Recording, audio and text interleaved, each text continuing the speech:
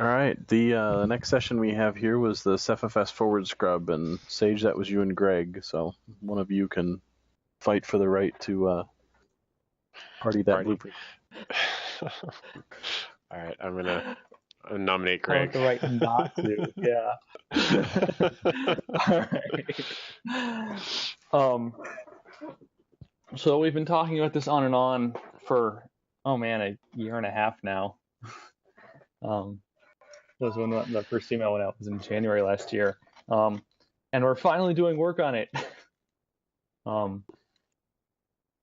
So this is forward scrub and backward scrub or repair or whatever are sort of the two are sort of the mechanisms that are going to compose CephFS's FS check. And the name comes from the fact that with forward scrub, what we're doing is we're starting with the file system hierarchy at the root of the tree and just /, and then sort of descending through all the metadata and finding everything in the hierarchy and verifying that the hierarchy is self-consistent with respect to itself. And that will, that will detect sort of write errors that happen because of a bug or something. It'll detect things that have been where the data objects are gone. Eventually it can detect things where the data objects are gone, but we still have references to them. But it won't do things like say, oh, we have files which have been removed from the tree and no one remembers them anymore. And so the backward scrub is a system in which we go look at the raw data in the Rados pools and then try and map that back into the hierarchy. And that's a really hard problem. So we started with just forward scrub. And there's some code up for review now, which is the first part of that. I just put it, and I put a link in here somewhere to the actual pull request. And it's a whip inode scrub branch, and that includes a bunch of mechanisms that make it that sort of promote the MDS internal operations into things that we can work with the same way as client requests. Because architecturally, we had this thing where basically client requests can start at the beginning of an operation, and then it'll run through and it'll grab all the metadata locks and things it needs to process them, and then if it runs into something, then it'll put them on a list of I'm waiting for this lock. And then when it's possible to get that lock, then the request will get retried. But internal operations all sort of just assume that you've already set that up and that it's going to succeed, and so there's no retry or anything. So we have a bunch of infrastructure that allows you to create first-class internal operations that look to the system basically like client ops do, so that you can do things like have admin sockets or other MDSs or whatever say, I want you to do this thing, and it'll gather up all the locks and then wait until it can do so and then run through the operation. So he did that infrastructure, and then the actual code to validate a single inode and an admin socket interface that lets you say, I want you to scrub /home/Greg, and it'll go and it'll look that up and it'll say, oh, and it'll look up that D entry or that path, and it'll say, oh, this is a directory inode. So it'll go through and it'll validate the backtrace on the directory object, and that the directory's rstats or that the directory is self-consistent with respect to its rstats and things like that. And work is started on what I'm calling the scrub stack, which is how we sort of convert the idea for the algorithm that we had for a long time into actual working for sort of recursively doing this to everything in the system, how we convert that into actual working code. But that's not ready for a PR yet. I'd been hoping to have it in before this session, but several things have come up over the last week and a half. But in the blueprint, I have defined sort of the key data structures that go with each of the cache objects, the CI node and the CDIR and the CD entry, that are sort of associated with scrub metadata, and how those interact and how those are related to each other, and how we use that to sort of go through and just spawn off these validations on each individual inode and then back our way back up through it. Not sure how much of that is appropriate or if we should talk about now versus doing more interesting things like talking about the stuff that we haven't planned out as well. Is John here? Hi, John. Hey, how you doing? Okay. Thanks for waking up. We appreciate it. From the United Kingdom. So I guess, was it last Thursday, several of us sat in a room together and started talking about how we could set up the reverse, or not how we could set up the reverse scrub. We talked a little bit about it, but a lot of it actually was just sort of like, what are the individual pieces we can build to start recovering from certain failure cases we identify that will be useful as pieces for the final backwards scrub as a whole. And we talked about that for a while, and I really want to pass this off to John or Sage because they actually wrote down tickets and I did not. So the first bit of backwards scrub stuff that we were talking about was filtering by path for when particular dirfrag objects are lost, and then inserting directly into the backing store those recovered paths. And I think quite soon after that, we're probably going to want to insert via running MDS as well. It kind of sucks to have to take your whole file system down and flush your journals in order to insert any updated metadata. So I think that will probably have similar kind of infrastructure requirements, the ability to sort of inject that recovered metadata via some kind of backdoor.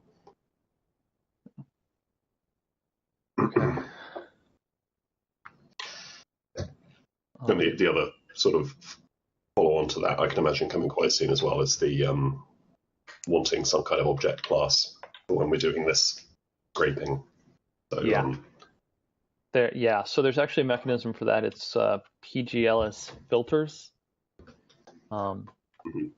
which still exists in the code base, right? Yeah, it needs to be sort of checked to make sure it's correct, but yeah, the basic infrastructure is there.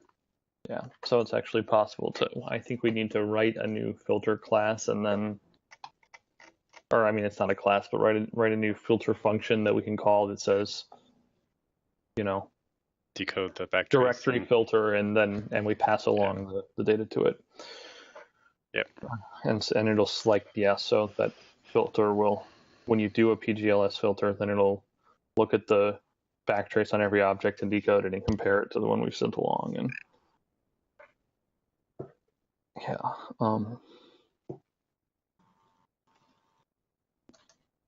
I mean, it could be that they were the initial version.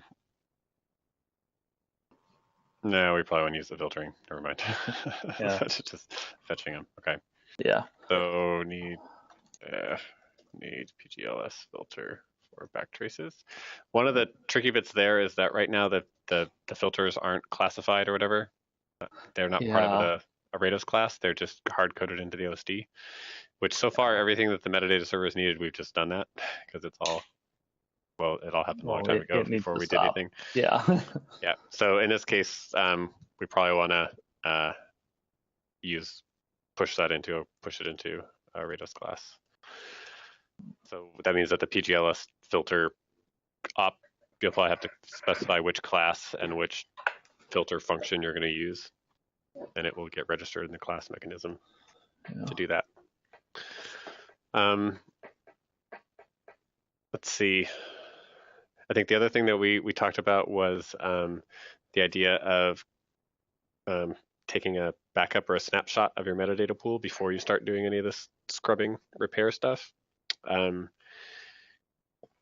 We talked about fixing Rados export and import yesterday, and I think everything that we talked about there should apply. So you could actually make a full backup of your metadata pool, including all the OMAP, all the right metadata stuff. I think also we could use a pool snapshot too, but we'd need to make a pool rollback function for Rados that iterates and rolls back for that to be workable. But either way, there's that piece of being able to, like, if you do a try or repair and it doesn't work out, you can go back.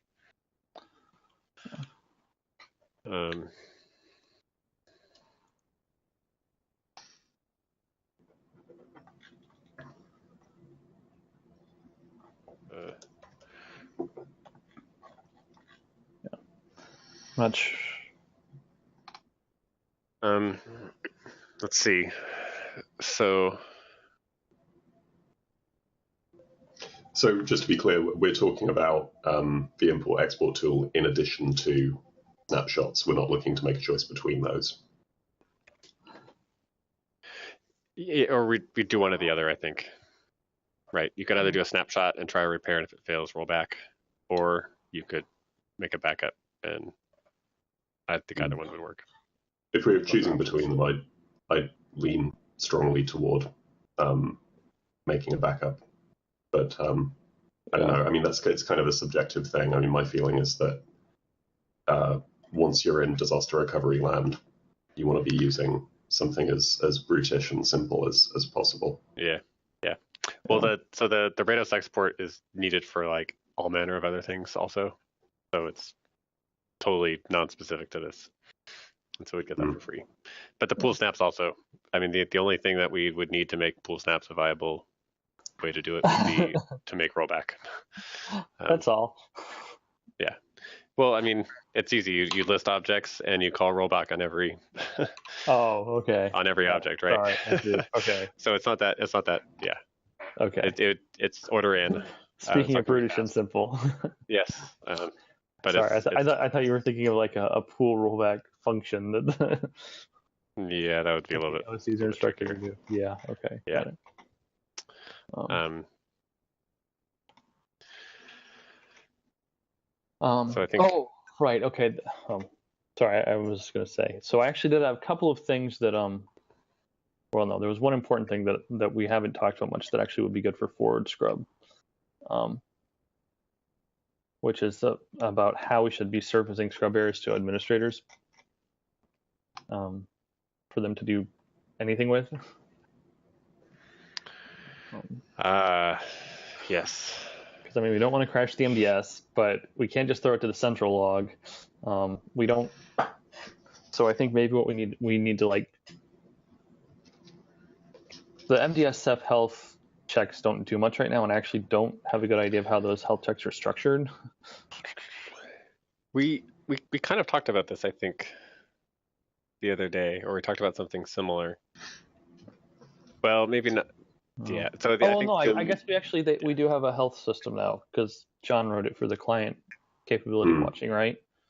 So that relies on the ability to have something that is going to keep poking whatever the health check is to keep populating it in the beacon.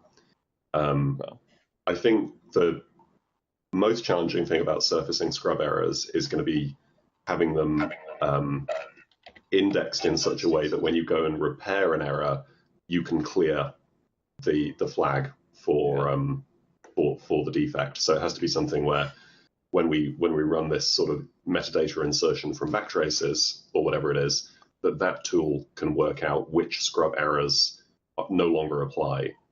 So whether that's sort of I haven't thought it through, so I don't know whether that's going to be like a by inode or a by path kind of table of scrub errors. But it has to be something that the computer can look up into to clear errors rather than relying on the user, I think, to go through and tick, because there could be a lot of them. Is it sufficient to just like have an error pin that pins anything we find a scrub error on in cache, and like is an X list or something, so we can just enumerate them on every health warn? Because that'll prevent them from being flushed out, right? So you actually maintain both versions of it. I mean, you could, but then you have to put an X list nub thing in every object, and that's yet another thing in there that you're never going to use. I would be more inclined to just set a flag, so to do the preventing part. So the thing that we talked about the other day that I liked somewhat is that if we make we were talking about backward scrub tools at the time, but we make them so that they create like a structured log or journal of the things that they find that can then be consumed by the next stage of the repair pipeline. And if we did the same thing for forward scrub, where a byproduct of the scrub itself is a log, a structured log that you could reread or later of the errors that it finds, then that's something that the backward scrub could refer to, or the administrator could query when they get to the end of the scrub and it says there was an error, and you say, well, what were the errors? You could go look at it and then read it in something better than like a big log file. So it seems like that the key is just that we need to have enough memory or enough information in memory to have intelligent health notifications. Well, right? so it's more than that though, because if we actually find a bad scrub where it's something like what we have disagrees, like we had something in memory and it totally disagrees with what's on disk because like our backtrace versions don't match or something, or like our backtrace versions or backtraces diverge but they're the same version or whatever. We don't want to overwrite what's on disk because we don't actually know which one's correct. So I think you need to, having the log is important, but once you've generated that log inside a running MDS, you're going to also have to have an in-memory version of that in order to serve up like EIOs when people try and access those parts. You have to have something in the MD cache, even if it's not. The persistence might just be the log, but you're still going to have an in-memory thing. So if we pin the things that we find errors on, then we don't need to use an X list. We can use just a list or a set. Oh, yeah, because the pointers are stable. So that would be okay. That would be simpler. And then you if it's like an STL set of MGS cache object star or whatever, then the health warning can actually say there are 37 items that are whatever. Does it have to say it in that tone of voice? Yes.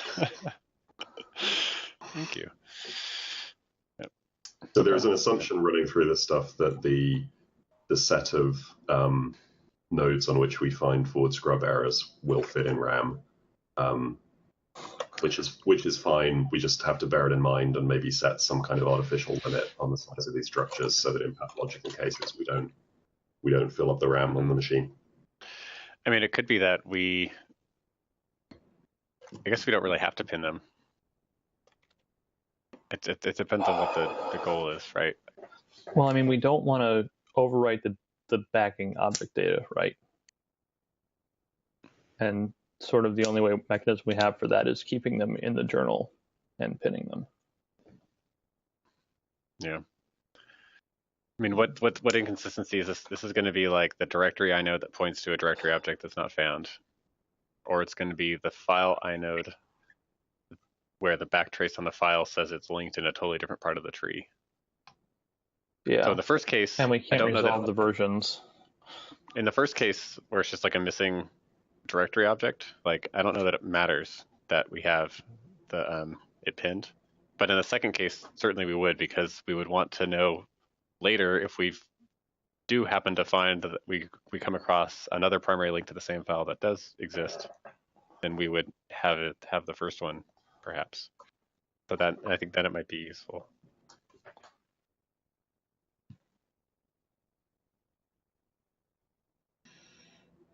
So what about the cases where we're detecting inconsistent R-stats and that kind of thing? That can happen at any level in the tree. That seems less. That's just a thing where you just like make a note and fix it. You think you'd always fix those in line during the scrub?